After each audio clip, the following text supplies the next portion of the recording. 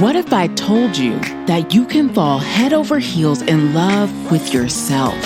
I'm talking that all-consuming, can't get enough, love everything about you type of love. Well, you can. The Self Plus Love Equals Balance podcast is here to show you how. Every week, we'll share tested strategies, personal stories, and invaluable resources to help you take a balanced approach to loving yourself. Here's your host, Carrie, the Balanced Nurse.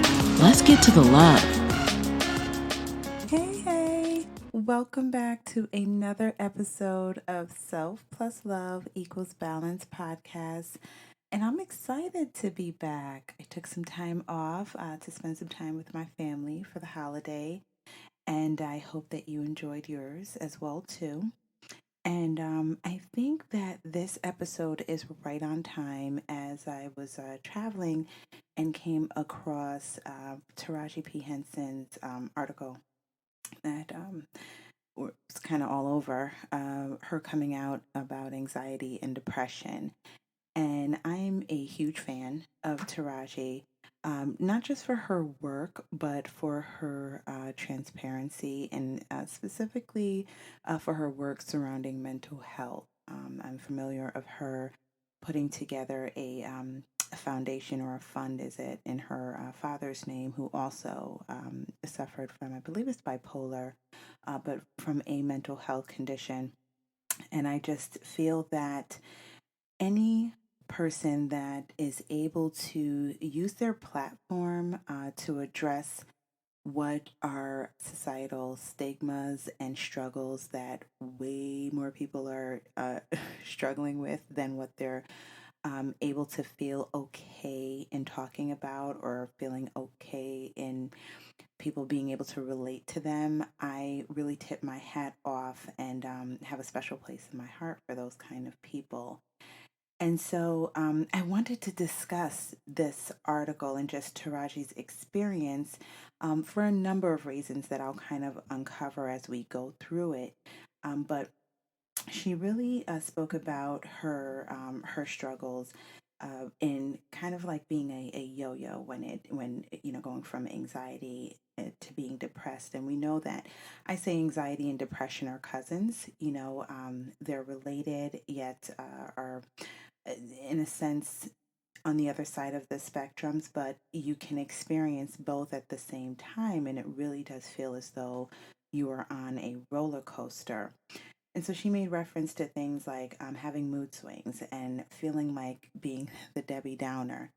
And, I know we talk about, especially me, I promote positivity and positive thinking. And I love that we're on a wave now where a lot of people are becoming aware of energy and just the importance of being positive. But when you recognize that you are having an innate problem with seeing and being positive, it may be a little bit more than just the actual experience, especially if you're not able to really pinpoint a particular trigger or a particular reason as to why you're being that way, right? Um, there's racing thoughts that she had also made reference to, and I love her humor in her mentioning that her chakras were aligned and she was kind of doing that the meditation, and she still felt like she wanted to punch somebody in the face. And I totally get it. Totally get it, especially if you're not fully being supported and not really being authentic and truly addressing what's going on with you. Right. So Taraji, she, made mention of having a therapist that she prays, she meditates regularly, and really dug into the cultural stigmas and just the fear of being vulnerable. Being a woman of color and just culturally, mental health still being something that is not fully addressed correctly. It's really, think about it. Like I love her speaking out about this just to show that mental health does not have a color. Mental health does not have a salary grade. Mental health does not, I mean, it's no respecter of your fame, it's no respecter of person. Anyone, anyone can and does suffer from a degree of mental health. I think just this week, someone made reference to, someone's problem, someone not really having problems because they have money. And it's like, what book are you reading? Our minds are really not as narrow as we are on the exterior when it comes to people. If we're struggling inside, it doesn't matter what our exterior circumstances are, whether, you have a job or you don't, whether you have a lot of money or you don't, um, whether you're a mother or you're not. I think that we personalize our struggles, which we have right to. They are our struggles, but not having the empathy or the compassion just for the topic itself allows us to not have a degree of empathy and compassion for other people that are going through their struggles, just because it doesn't look like what our struggles are or what we feel our struggles should look like. So Taraji really used her platform to speak about the importance of getting help, but also connecting with the right person. Um, Being a life coach, I love it. Really, because it was birthed out of me healing myself. I suffered from depression and anxiety. I'm a type A personality. Everything had to always be perfect. And if it was not perfect, I found 10 million reasons as to why it was my fault. And after a while, you can only fight with yourself in the ring so much to where you really you beat yourself down. And I went to therapy, and I believe that therapy definitely has its place. I feel that using our girlfriends and our families, um, our partners as pseudo therapists are really, it's not fair to ourselves or to them. um, we have a role in the lives of our loved ones, and being their therapist is not one that we should take on. Um, Me going to a therapist really helped as far as having that outlet, having that sounding board in a neutral, non judgmental way, because sometimes it's just that need of being able to get it out, right? Because as Taraji mentioned, the fear of being vulnerable, keeping everything pent up because we are supposed to be these, very strong, steel hard women that has no emotions or no fear. It's impossible. It's the recipe for disaster. And I really appreciate her in being able to shed light on that for just us regular day women that all we're trying to do is take care of our family, get enough sleep, drink enough water, play the many roles that we have committed ourselves to without feeling as though we're losing ourselves in the process. And I think the fear of being vulnerable is it's real, and it's more common than what we think it is.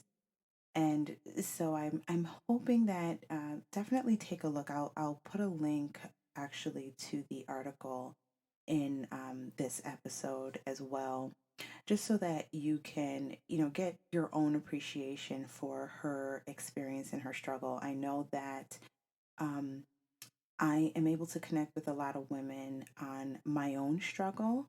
And I love that because it goes to show that there isn't one woman that is better than the other, and there isn't a woman whose struggle is worse than the other. Our struggles are very personal to us because what I've learned in my healing is our struggles are meant to teach us lessons.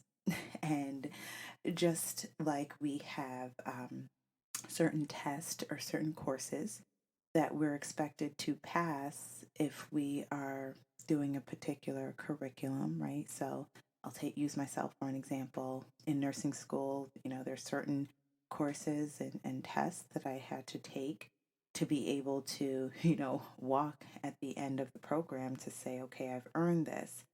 Life is very similar. If not, it's not very different. Um, we are afraid of those tests, though. We will bob and weave and do anything to dodge it, and so what happens is we end up in this spiral, or in this cycle even, because we do certain things to compensate, right? So anxiety and depression. If I had to sum it up, it's where you really you're at a loss of joy in just about any and everything, right? You're not able to see the light at the end of this very narrow and dark tunnel that you've put yourself in, right? So anxiety is basically the fear of the unknown, and then depression has to do with existing in the past. And both of those states do nothing for where you are presently and where you're going, right? And so it's really stemmed in us kind of being preoccupied with what I call a lot of nothingness. And the reason why I say nothingness is not um, to minimize anything that is causing us our anxiety or our depression, but it's more so to shed a very realistic light that what's causing us these feelings, these thoughts, these struggles, this demeanor, it can be conquered because it's not in our present, and we can actually control our present. So Taraji made mention of really connecting with someone to help you along the way, because when you're in this state, just like for us moms out there, for when our children are, if you went through the stage where your kids are having tantrums, you'll know that there's a particular way that you would have to help your child through a tantrum that maybe another mother or a family member really wouldn't be able to do it the way that you do it, because you know your child. It's that same type of connection that you need with whoever it is that's going to be able to help you kind of grow through this difficulty, because it does take like I call it rewiring, but there's also a term that is referenced as reparenting, because our responses that we have to just about anything, it's way deeper than just what we have going on presently. I mean, we can track it down to our childhood, right? So if you come from a reactive household, you would have yourself a little bit more difficulty when it comes to anxiety, being one of where you're really reactive, right? Where it's difficult for you to take that step back to kind of evaluate, does this really need my emotion or my reaction right now? So I love that someone like Taraji P. Henson, using her platform, using her fame, using her very real and authentic self to send the message that it's okay to want to be okay, and it's also okay to admit when you're not okay, right? There isn't a social status that is attached to mental health issues, and that overall, no matter who we are, that it's important for us to learn to love ourselves enough to know when we need help, right? And so outside of this article, I wanted to shed light on one of especially for us women, right? Just considering what our tribe is here. For us women, what causes things like depression and anxiety on a very just kind of surface level is something called the Superwoman syndrome. Not sure if you're familiar, but I'll go through the symptoms, if you would, on a very broad and general scale. The symptoms of Superwoman syndrome have to do with if you experience being irritable, if you're having trouble with sleeping, whether you sleep too much or not enough, if you find that you're very forgetful, you're having memory issues.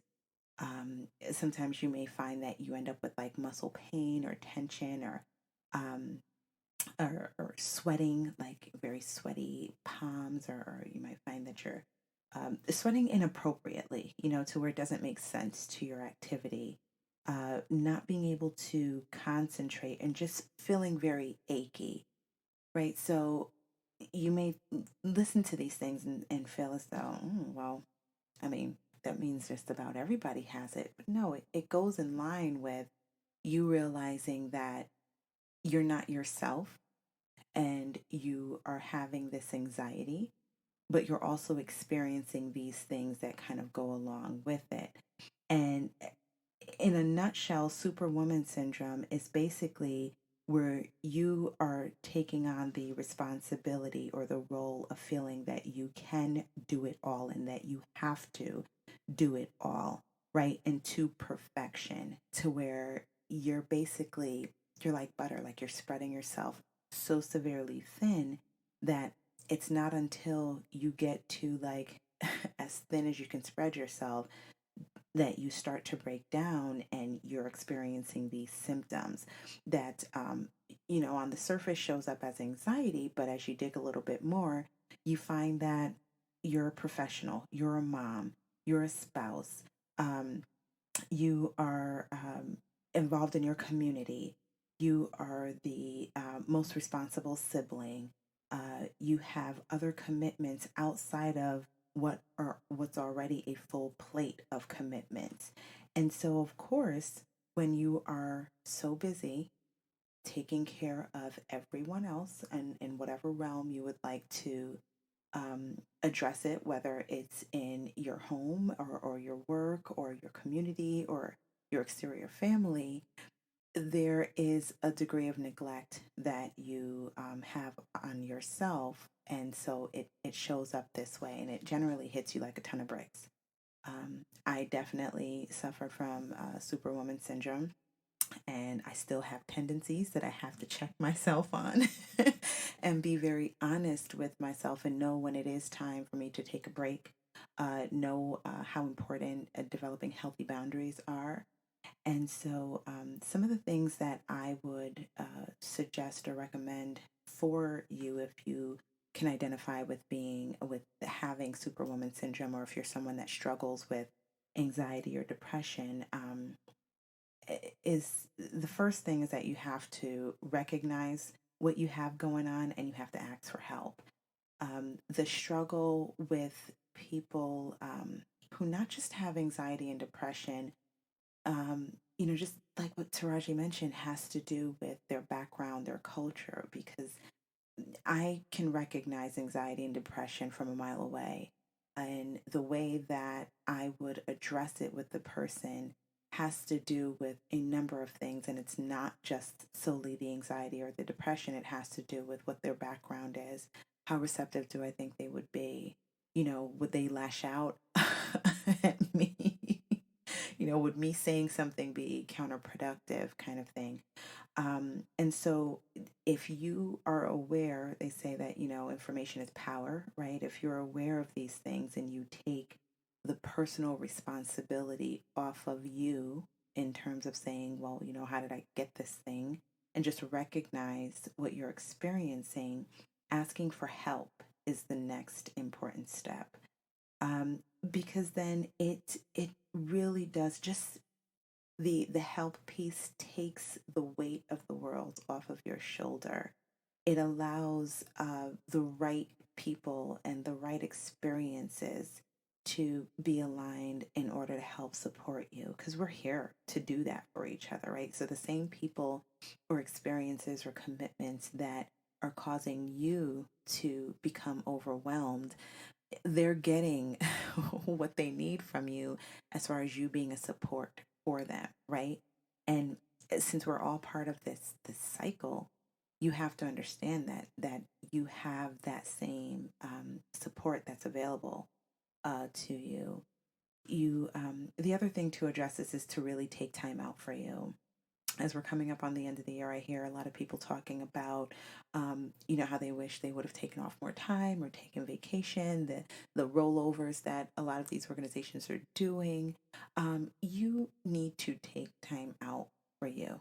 Truthfully, do not become so busy in worrying about making money to make a living that you forget to live your life, right? So if you have days that you can take off, even if you're not going anywhere, you need to take those days, a mental health day, whatever it is that you need to kind of recover. If you are off on the weekends, stop jam packing your weekends with social events when you are in no you're in no condition to be social, right?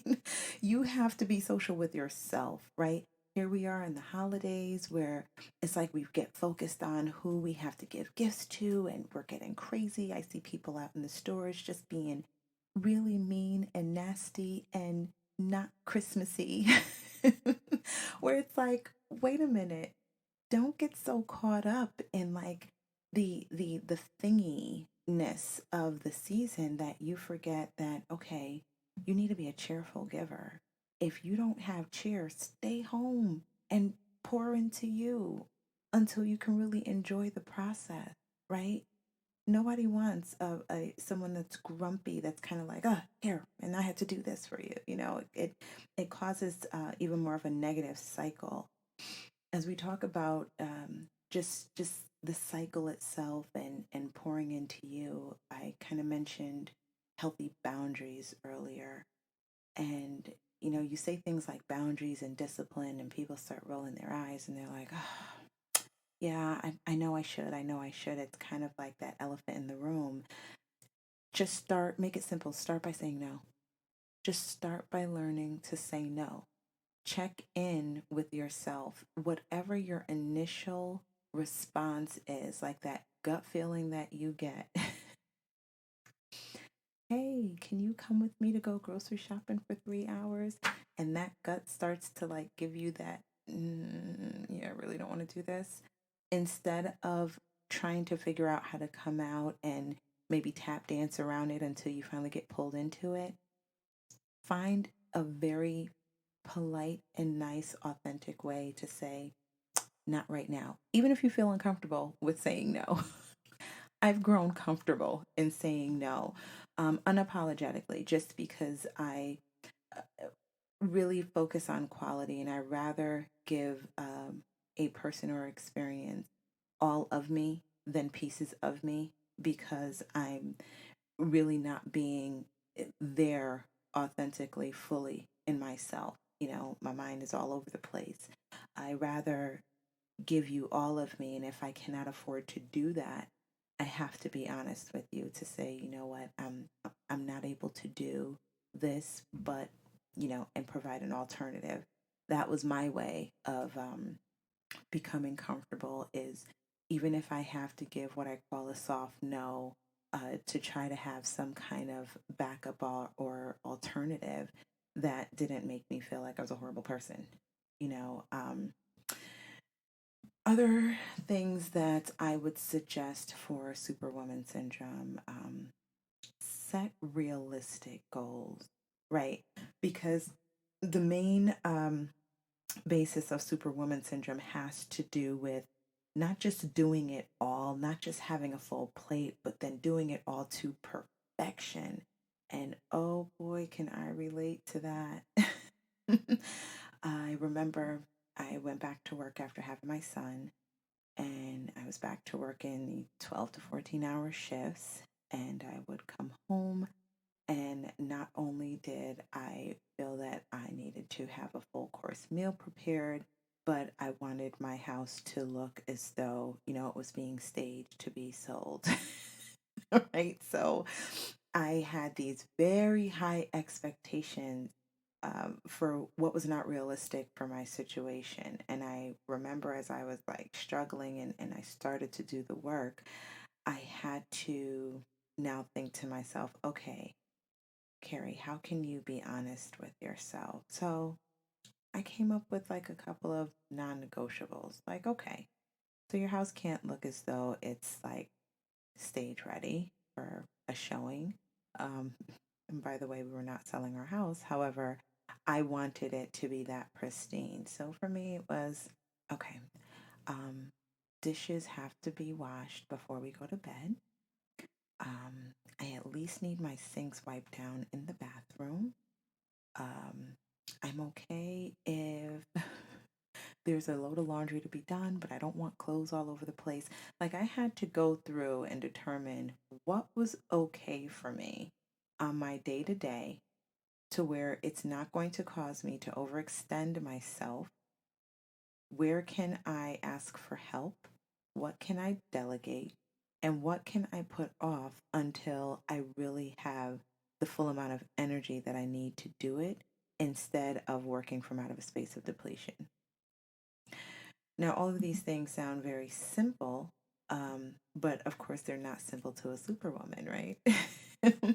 And so, if you find that you're someone that you're struggling with anxiety or depression, one of the questions that I used for myself as I was healing through anxiety and depression, and that I still use for myself when I find that I'm in a space of being overwhelmed, I ask myself, what is the truth of this situation right now?